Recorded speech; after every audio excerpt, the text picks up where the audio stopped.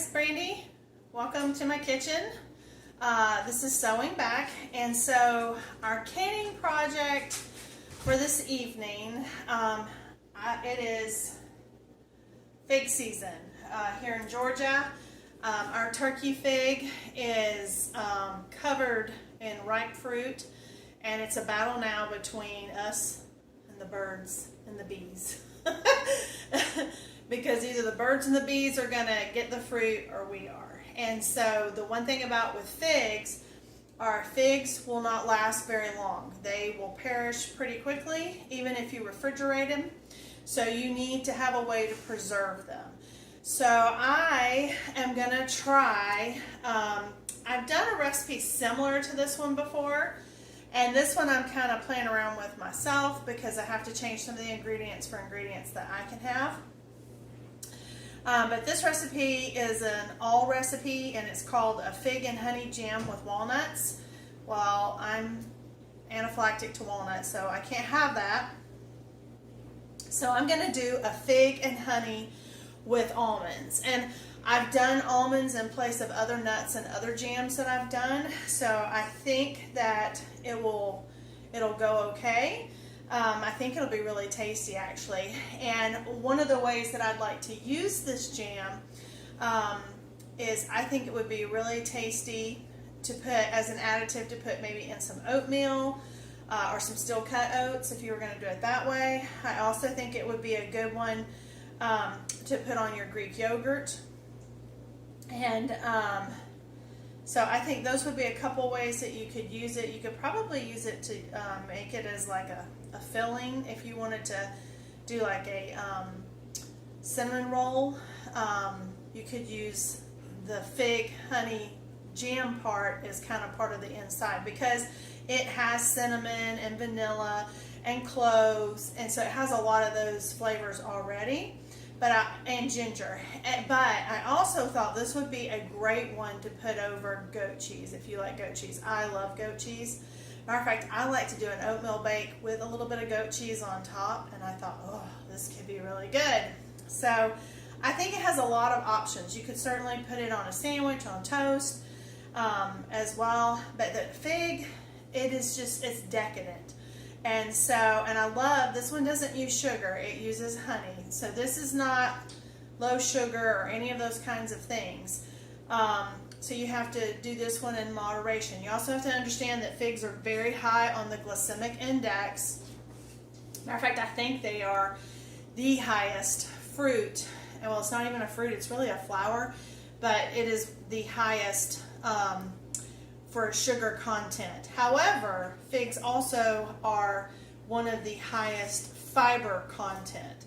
So if you're eating the whole fig, and I will be using the whole fig. The only thing that I need to do is I need to go and snip off my stems.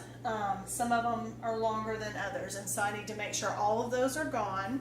And then we will can up this recipe. It's a water bath can, so it's pretty easy. It calls for 4 cups of figs. You can use this one says mission figs, but then in the notes it says any fig.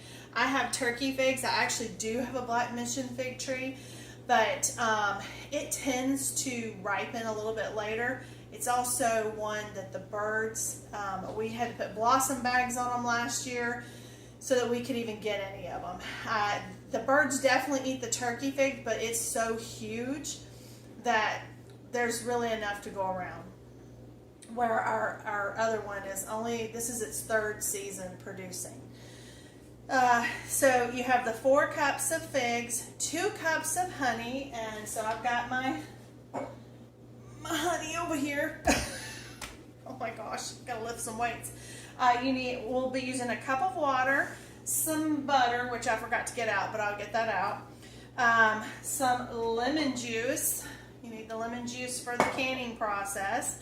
We're going to use some ground cinnamon, some ground cloves. We're going to use some vanilla, some real salt. I'm going to do a little, now it doesn't call for this, I'm adding this. I want to add some lemon zest to kind of brighten it up a little bit.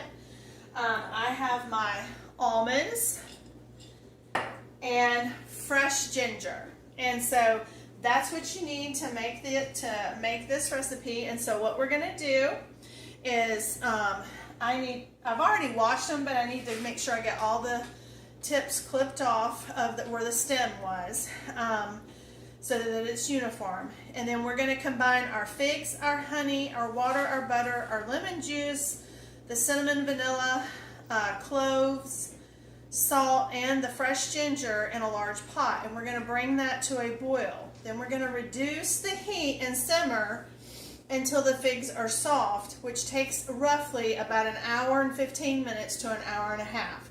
So this one is gonna take a little bit longer on the stove, and you're gonna kind of wanna watch. You don't wanna burn this. And then once we get to that place, then it says you have two choices. You can take an immersion blender, and you can use the immersion blender to get a real smooth kind of mixture. If you want it to be a little more chunky, I know that may not sound appetizing. I don't know another word. If you want it more chunky, then it says you can use like a potato masher and just kind of go through and mash it that way. I guess that would be more like a preserve if you wanted it to be like that.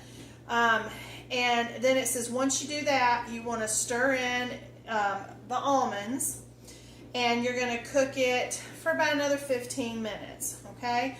And then, now this one, it says if you do not want a can, you can refrigerate it for up to 30 days, or you can freeze it for, I think it's up to a year. So that's, depending on how you want to handle that. I will only refrigerate it if I don't have enough in one of the jars. I want to can it, so because I don't want a whole lot of this at one time. I'd like to have it a little bit at a time, and like I said, we could put it on special occasion things. I also wondered if this might be good in some stuff around the holidays. So that's just something else. Now this one does not have pectin in it, and which I'm pretty sure the lemon helps add that. Some people actually will put their lemon seeds in. They say lemon seeds are like a natural pectin. That's up to you, and I guess after you cook and all that, you could remove it before you can it, and other people I saw said they just leave it in. So that's up to you if you want to do that. I'm not going to do that. I'm going to do the lemon zest, and then I'm going to use my lemon juice, and we're going to get started. So let me get these ready to go in the pot, and I'll meet you at the stove, and I'll see you in just a bit.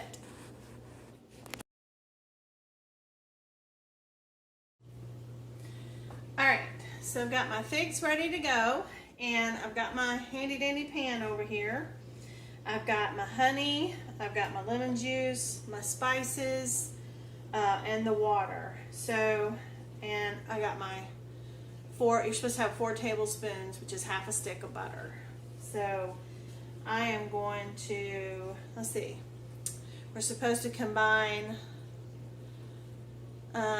the figs, the honey, the water, the butter, the lemon juice, the cinnamon, vanilla, cloves, salt, and ginger in the pot. So that's what we're going to do. So I'm going to put my figs in the pot. Put that butter on top. Now I'm going to go ahead and zest my lemon. I'm kind of adding that.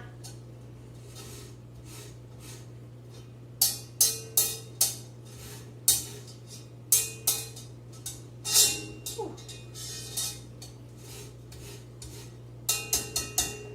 Boy, that smells good. You like the way lemon smells? I do. Okay, so I've got some lemon zest in there. Now I'm gonna go ahead and zest up. You're supposed to have half a teaspoon of fresh ginger.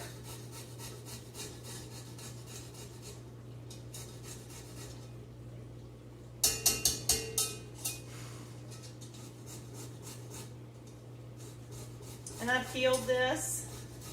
So if you were going to use, it calls for fresh ginger.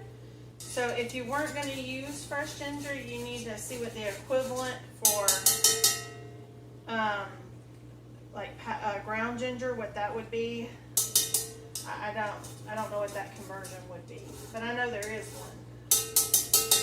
I can't always get it confused if it's supposed to be, if one of them's stronger than the other. Okay, so that looks pretty good to me. So I got all that. So now we're going to add, I have a cup of water.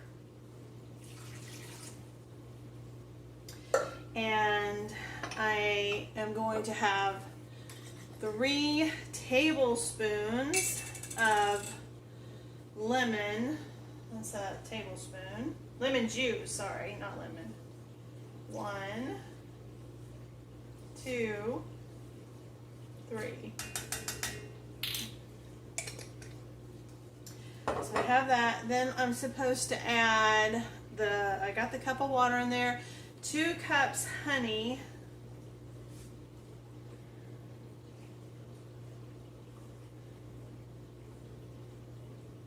This could make a really nice gift if you like to make gifts for the holidays.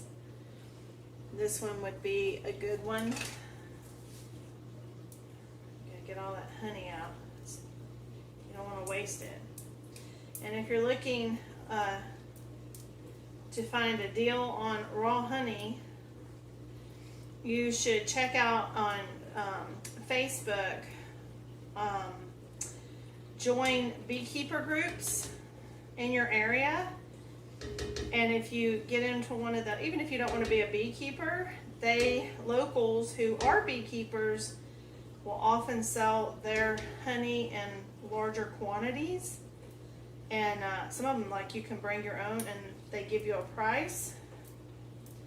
And oftentimes it's a lot cheaper. Like, you can get a higher amount of honey for the price. And particularly because most of them, all the honey comes in at the same time. So, you know, it's that whole supply and demand thing. Okay, oh, that's some good honey.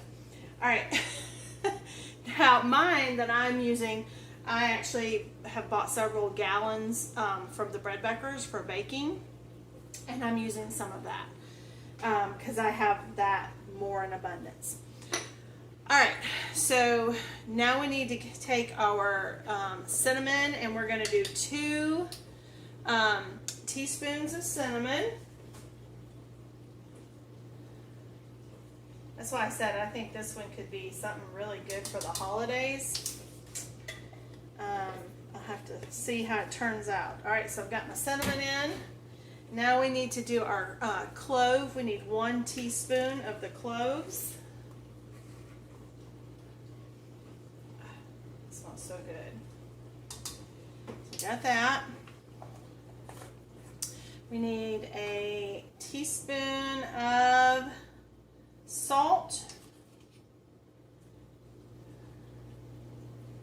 I gotta do 2 of these because this is a half one. All right, I got the salt in there, and that should. Oh, I gotta do my vanilla. So for my vanilla, I need 1 1/2 teaspoon. So 1 1/2 teaspoon. All right, let me go back over it. 4 cups of figs, 2 cups of honey, 1 cup of water, 1/4 cup of butter, 3 tablespoons of lemon juice, 2 teaspoons of ground cinnamon, 1 1/2 teaspoons of vanilla, 1 teaspoon of ground cloves, 1 teaspoon of salt, and then 1/2 teaspoon of fresh grated ginger, and I did about the same of the lemon zest. The last part of it is the almonds, which we won't put in until after that first hour and a half simmer. Okay, so we're going to turn this on. Close up my vanilla. And I've already got my canner over here. I've got water in it. I'm not going to turn it on just yet. I'll probably turn it on in maybe about 30 minutes. So I'm going to get this going, and you're gonna have to kind of babysit this while it's coming up to a boil, because you've got all that honey and all the goodies. This looks amazing. And so, ooh, it's, oh boy, I bet this is gonna be decadent.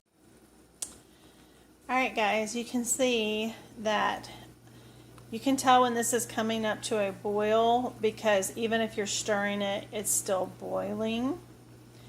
And as some of the really ripe ones, sorry, have already kind of busted open a little bit, like that.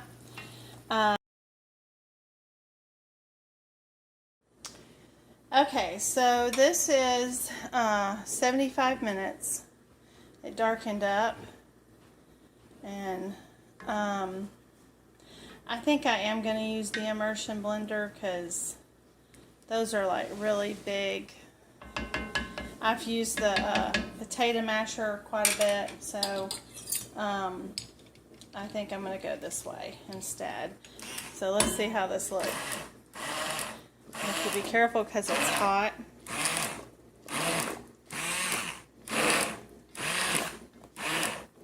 Oops, sorry.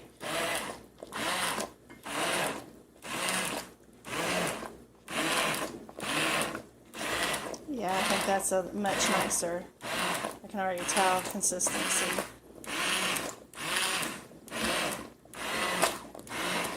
Okay. So let's set that there. And let's see what this looks like. Oh yeah, that looks much better. So what I'm going to do now is my jars are, I've kept up because this is so hot. I put them in there so they would stay hot, so I don't have to turn on my oven. And I'm going to start jarring these up just like we would the other, and I'll walk you through that. But I'm going to get my stuff set up first. Okay, I forgot. I did the immersion blender, but I forgot we have to add the nuts. And now I'm doing the almonds, and I'm doing 1 cup. I only have this clean, which is a 4, so I'm going to do 4 of these. So 1, 2, 3, 4.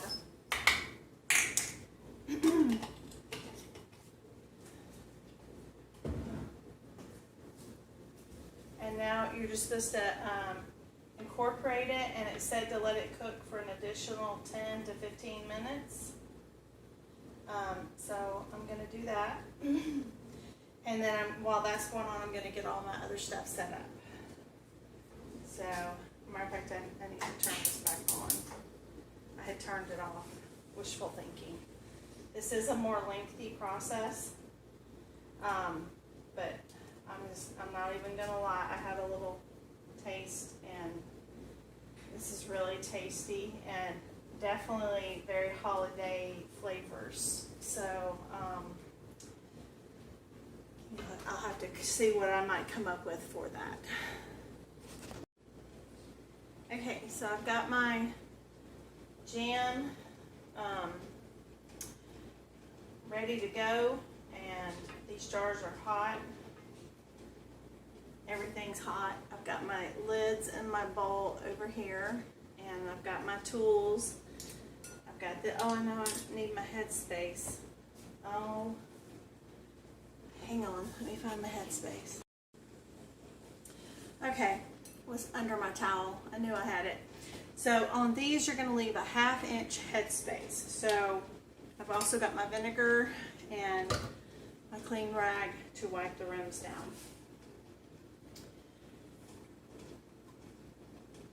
I think this thickened up really nice with the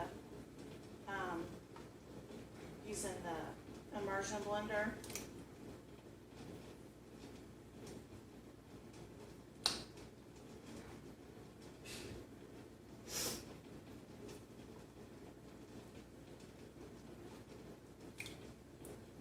I'm hoping to get 6 half pints.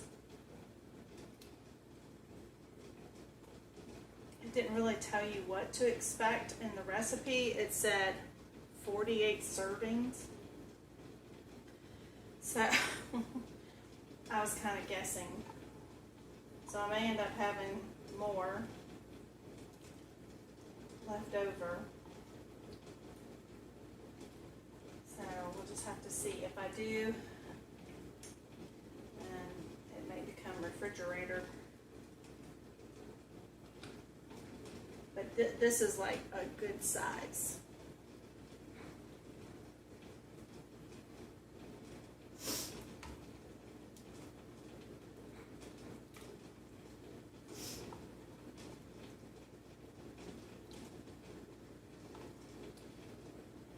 I think the nuts are going to add a nice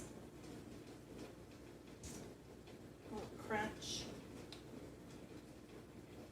I bet this would be good over like cream cheese, if you didn't, or like I said, the goat cheese, if you like goat cheese. I don't know, this might end up with pretty close to what I need. Wouldn't that be? That would be something.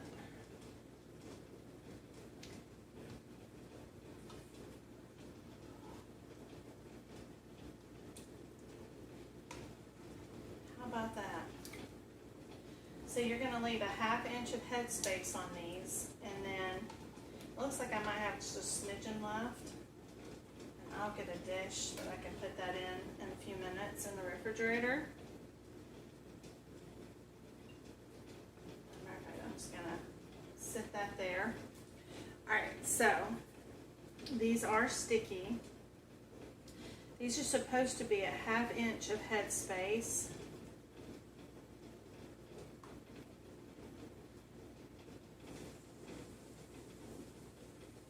I got a couple I need to adjust just a little bit. Let me get a spoon.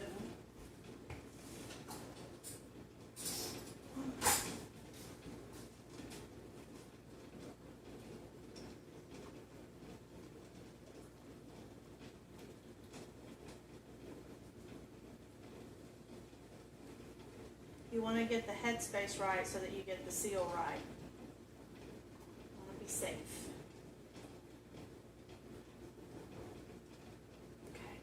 Good. So I'll just kind of stick that in there with that.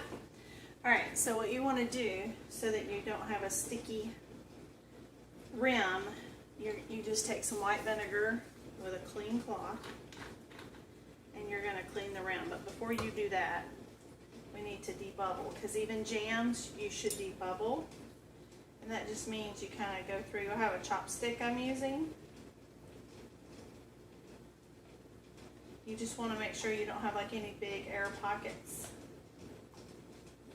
because that can mess up your seal as well.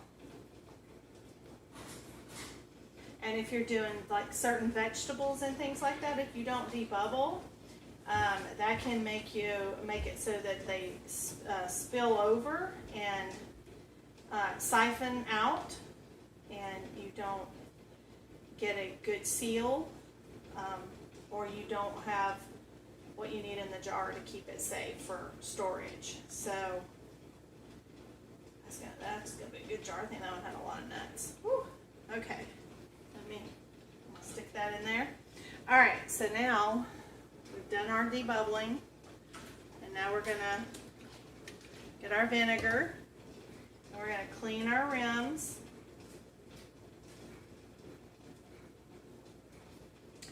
And then I've got my little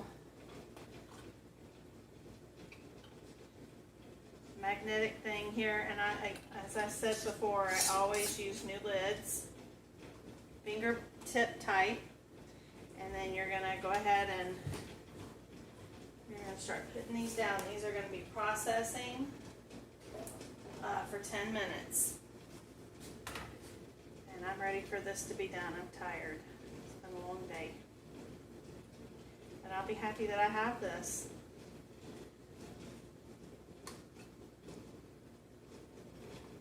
I really do. I think this could make a really nice holiday gift.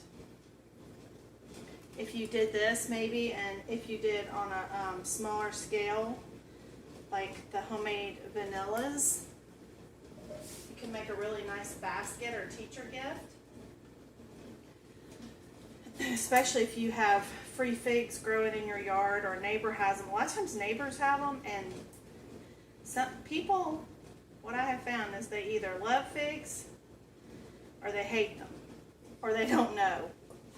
And a lot of people just let the birds and stuff eat them. So if you have a neighbor that has a fig tree and they don't use them, you know, go ask them. Can you get some? I also know on Facebook Marketplace a lot of people sell their excess figs pretty inexpensively, because figs, like I said, they won't last long. And I know I saw people last year selling basketfuls for like $5. So I had a basketful to make this. So it might be a good thing to think about.